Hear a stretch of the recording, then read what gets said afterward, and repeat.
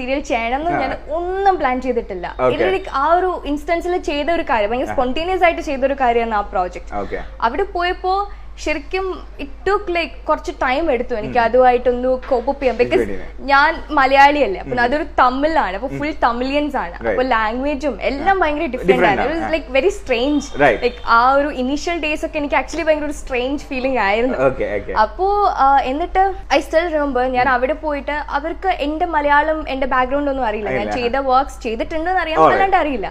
അപ്പൊ എന്റെ ഫസ്റ്റ് ആ പ്രോജക്ട് ലോഞ്ച് ആയിട്ട് എന്റെ പ്രൊമോ വന്നപ്പോ എന്റെ ഡയറക്ടറും എല്ലാ പ്രൊഡ്യൂസർ ഡയറക്ടർ എല്ലാവരും ഉണ്ടായിരുന്നു. അവരെന്നെ വിളിച്ചിട്ട് പറഞ്ഞു, നിങ്ങൾക്ക് ഭയങ്കര മലയാളം ഫാൻസ് ആണല്ലേ, നമ്മുടെ ഈ പ്രൊമോയില് ഫുൾ മലയാളം കോമന്റ്സ് മാത്രമേ ഉള്ളൂ.